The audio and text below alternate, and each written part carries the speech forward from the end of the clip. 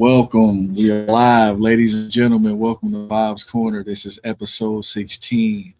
Episode 16. Tonight's episode, we're going to focus on when you're grieving without answers. Grieving without answers.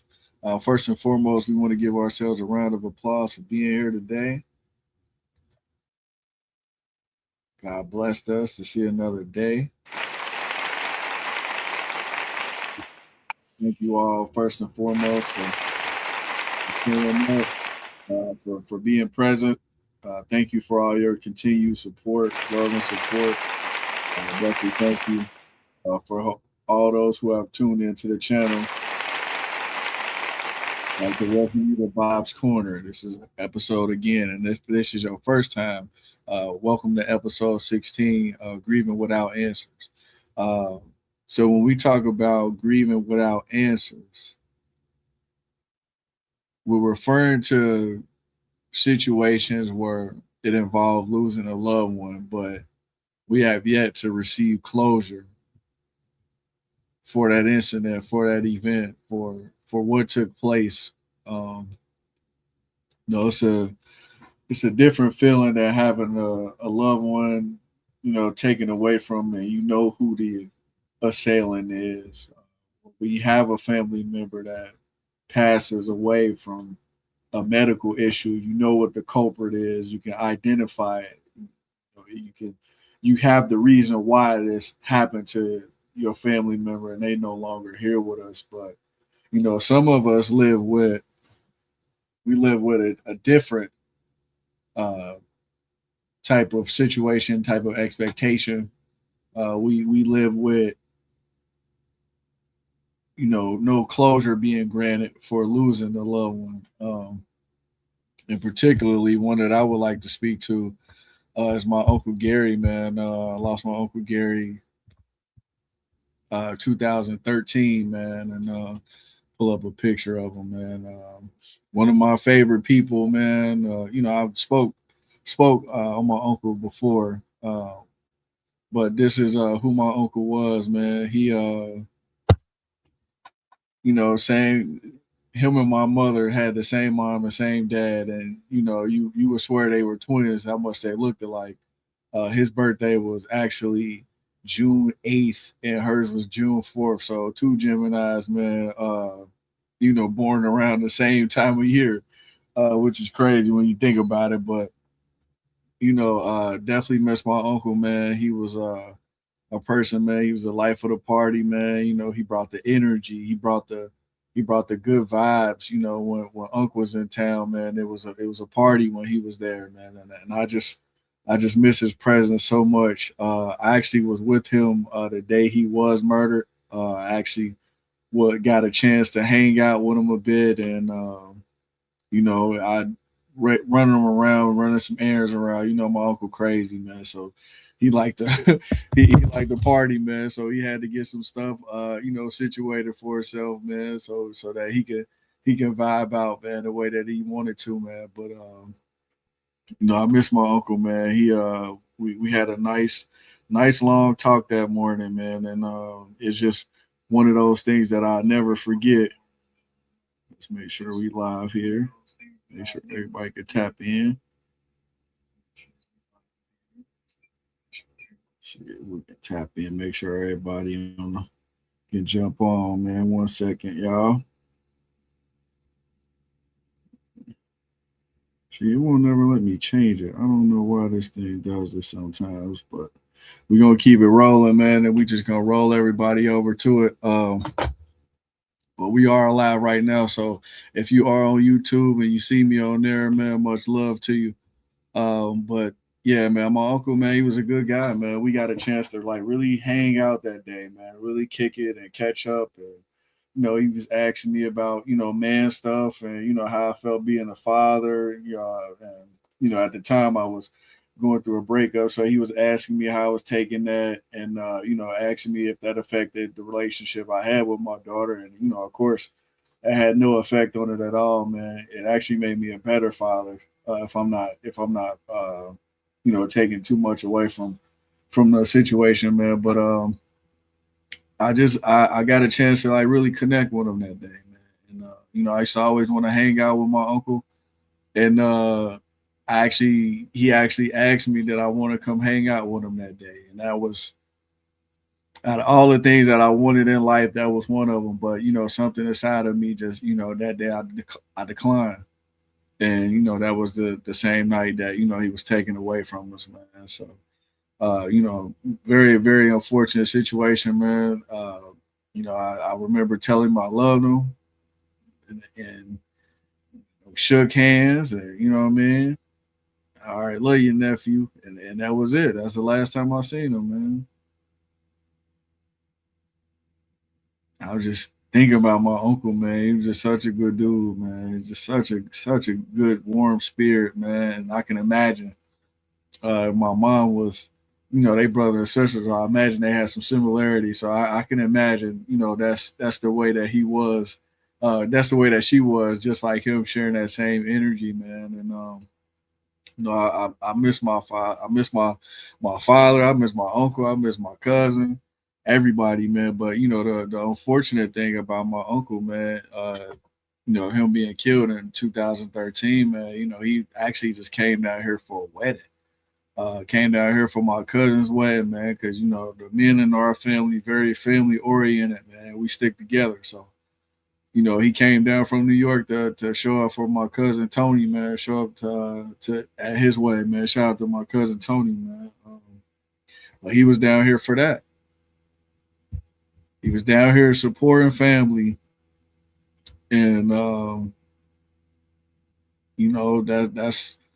that's the unfortunate thing. You show up, you want to be there for family, you're in town doing things, man, and then unfortunately, things like this happen, man. He got murdered at a bar in Cumminsville. I think it was Elmore's, if I'm not mistaken. My sister could definitely tell you a lot better than me, but he was murdered outside of there. He was actually going to greet my sister when they had pulled up to welcome him to the function, welcome them to the spot. Let them know he was in there. He was going to greet them to walk him in.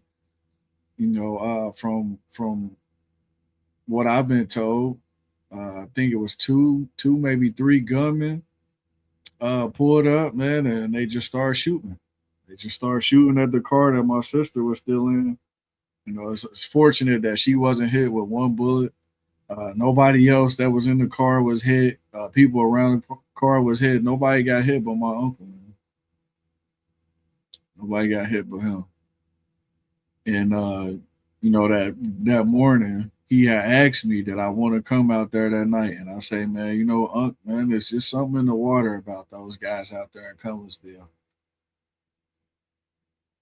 It was just something in my soul, with something in my heart that just told me that it's not meant for you to be there. And unfortunately, that's the same night I lost my uncle, man. Same night I lost my uncle. But the really unfortunate part about it is that, you know, not only did I lose my uncle that night, we've never been able to find out who took him away from us. We never we haven't been able to find that part out.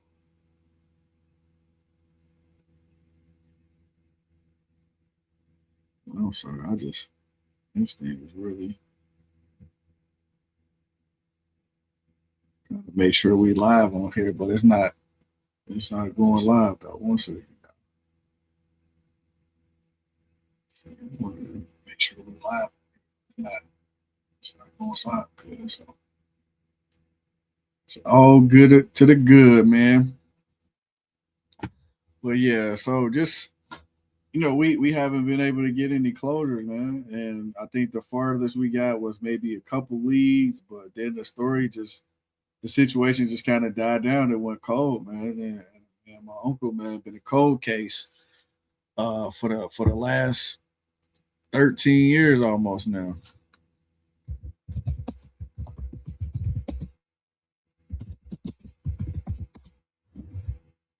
He's been a cold case since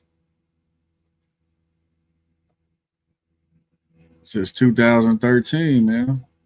So my when it comes to grieving without answers, my heart goes out to everybody, that's experienced this. This is a very, very unfortunate thing. Uh, it's you see these you see these cases, man, and they everywhere. We accustomed to a person, being murdered and being harmed, and there's somebody to pay for that. There's somebody on the other side to pay for that, but sometimes there's instances where we do have a family member that is hurt, that is harmed, that is taken away from us, and we get no answer for that. Like there's nobody that can help us.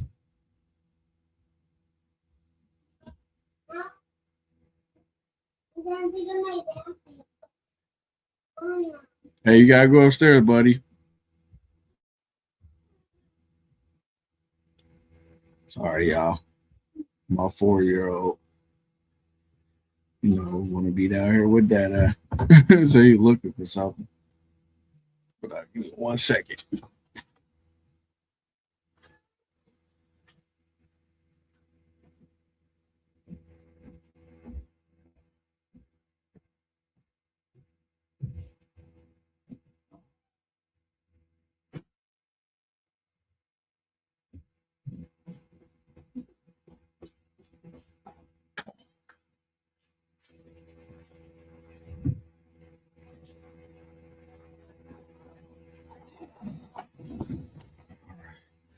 Back at it. Yeah, some of us we don't get answers. There is no closure. You know, my uncle now has been gone for almost 13 years now. We still don't know who took his life. That's a open wound that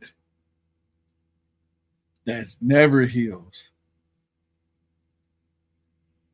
My heart goes out to my cousin. My heart goes out to Tiffany. My heart goes out to Pierre because their father is gone without answers. There's nobody here. There's nobody around to identify as the person that took him away from him.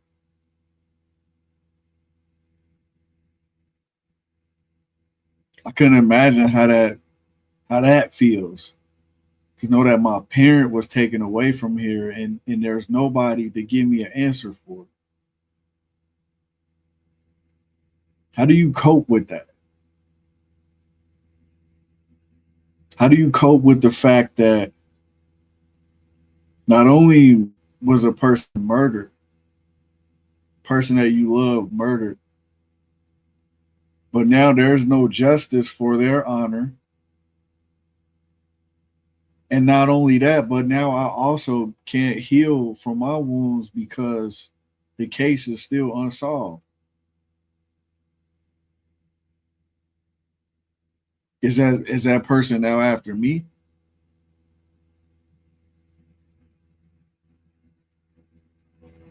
So someone who's dealing with the loss of a loved one and their case is unsolved, it's like those people who disappear and you can just and they never are found. 20 years later, a person disappeared at a grocery store and they were just never seen again.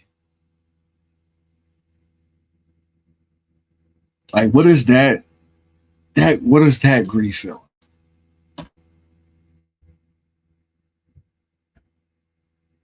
That has to be some really unimaginable pain there, where you can't close the book on something because you don't know the end to it.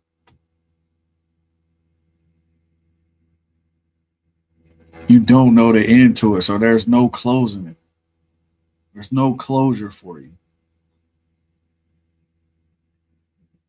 So we're gonna play a video here, and it highlights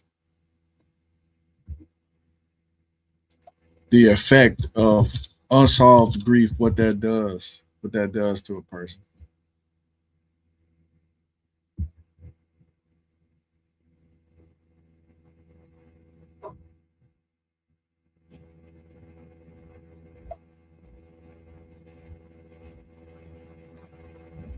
So bear with me 1 second. Getting this loaded up.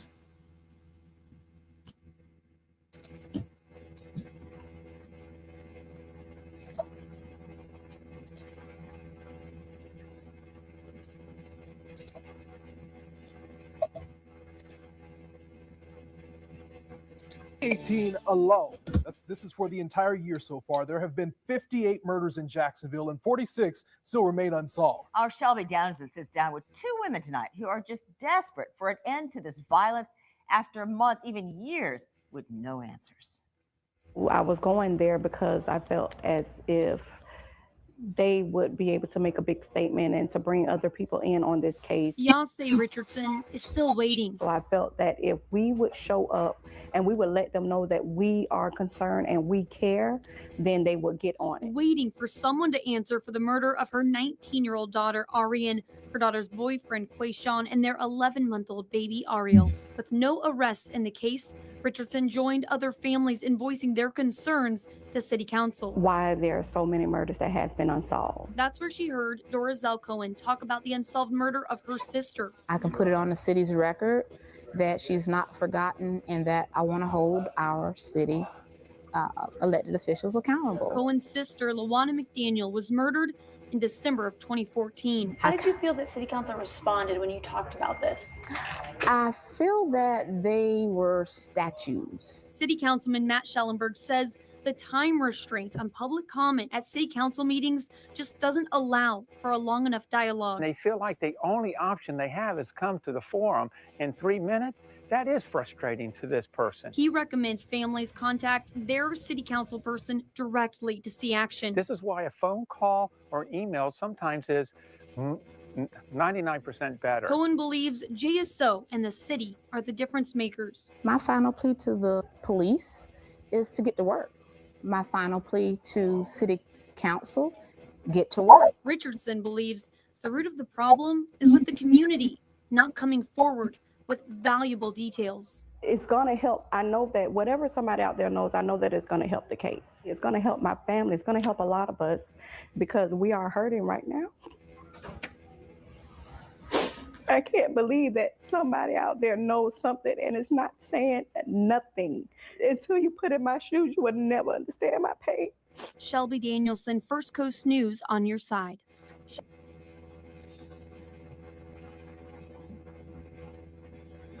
Yeah, so you see, the pain never goes away. And you just want, somebody knows something. Like I know there's people out there, they know who killed my uncle.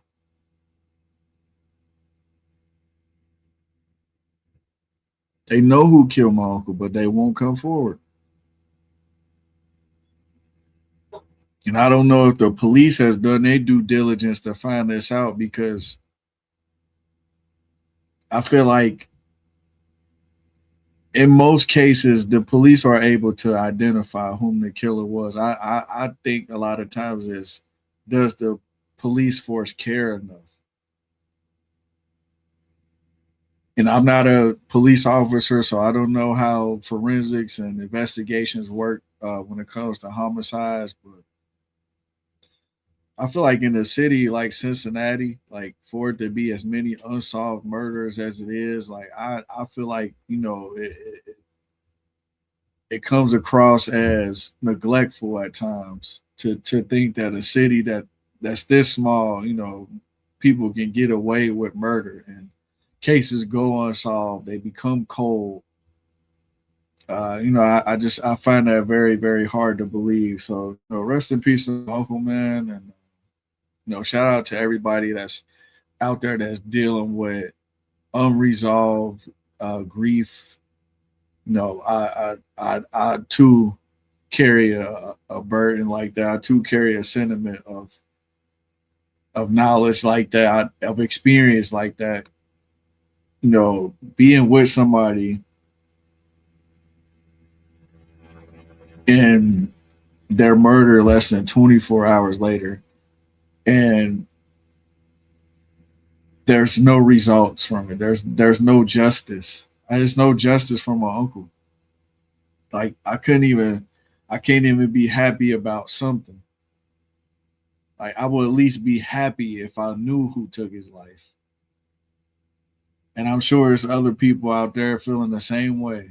They would just be happy if they knew who took their life or their loved one. So we're gonna move on here to the next topic here.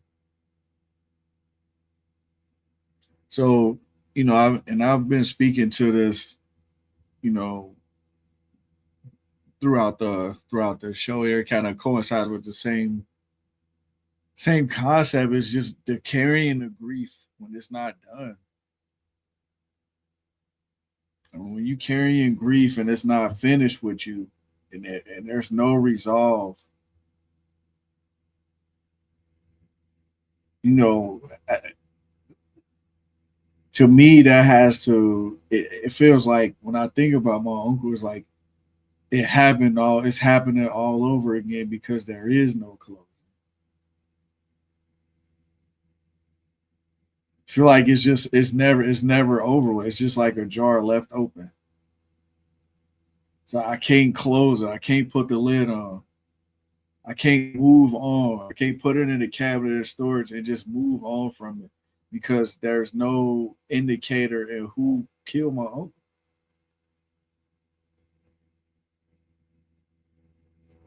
For those parents who's lost a child and it's been 6 7 years since you seen your child, how do you put the jar on that, knowing that 9 times out of 10 that your person is deceased? And in those cases, not only is finding their body, finding they remain somewhere a thing.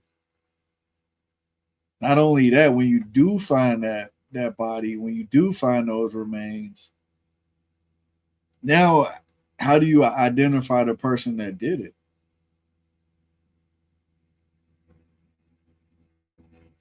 So those are closures on a astronomical unclosed wounds on an astronomical level. We got a lot of cold cases around the country, that I feel like, those just kind of get swept under the rug. It's like this person is deceased and we don't know who did it. We trying to find the killer. And I feel like those stories just get swept under the rug. It's like I feel so bad for not only the people that were murdered, that were taken away, but the family that has to deal with that aftermath of carrying that weight. It's kind of like that. Like your person is just like a John Doe. It's like it's a tag on them, but no name. I just feel so unresolved, man. And carrying that throughout life and not knowing that it's tough. It's tough to deal with. It's tough to deal with not knowing, not getting justice for a family member that was taken away, and they deserve it. They deserve justice. A family deserves to know who did this, who's responsible. So carrying that is a tough deal, man. My heart goes out to everyone that is dealing with an unresolved loss right now. Dealing with getting the facts and you back and forth on the phone with detectives. My heart goes out to you right now.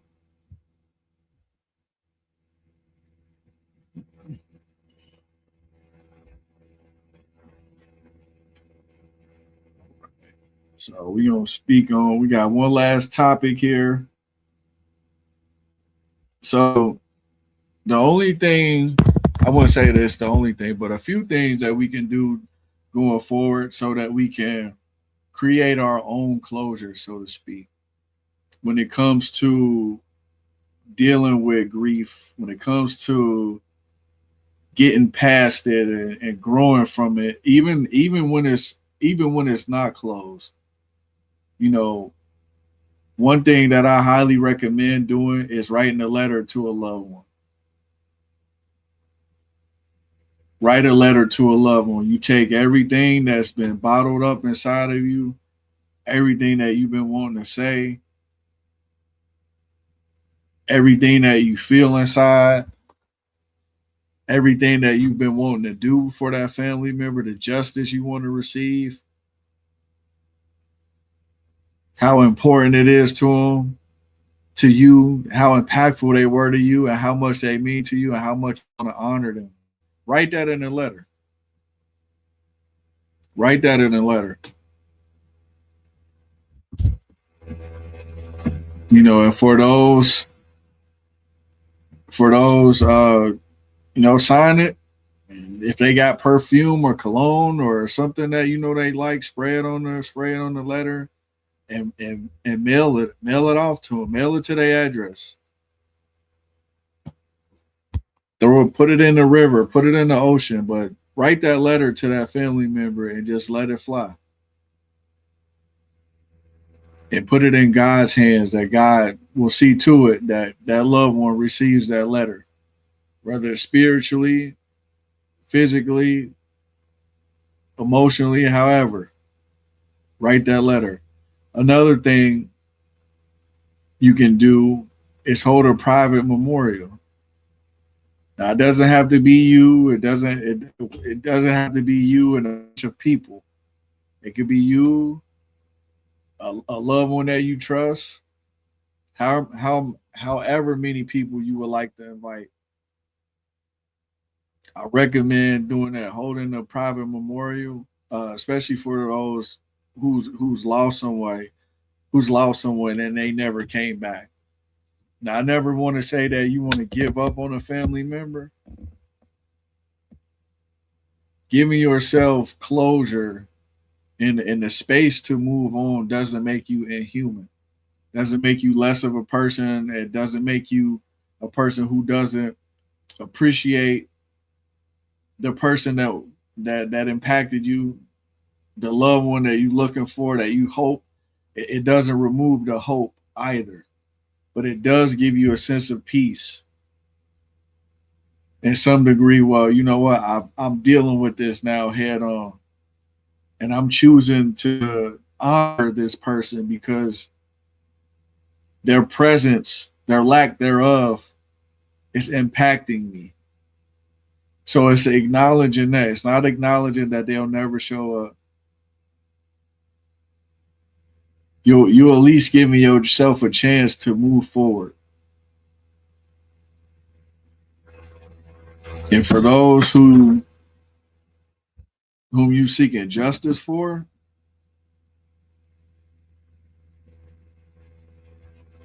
have a memorial for that person as well. Honor them as well. And let them know that you won't stop fighting until you get the answers that you deserve. Next, you can create a memory box. My wife actually did a cool one. I liked it. I liked it a lot, actually. She took a lot of her dad's intricate items, smoke pipe, pictures, jewelry, things of that nature. She took some keepsakes and put them in a box, and that is her memory box of her father. And I think that is a really, really cool idea. It gives her a chance to memorialize her father every day. There's like a shrine built for him every day. She gets to honor her father every day. I recommend that for anyone that is struggling in the aspect of that grief that's unsolved. Memorialize your person of love. Create a memory box for them that you'll remember, that you can pass along to your kids so they can remember who that person was to you and how they impacted your life.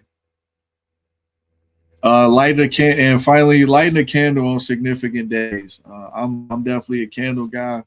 I love candles, especially ones that smell good. Those teak wood candles from Bed Bath and Beyond. Don't sleep, man. Don't sleep. Those is it Bed Bath and Beyond or what is it? No, no, y'all know what I mean, man. But Bath and Body Works. I'm sorry, I said Bed Bath and Beyond. I don't think that's even open anymore. But those candles, those teak wood candles from there, fire. Try them out. But candles create a sense of peace for me. They give me a sense of warmth.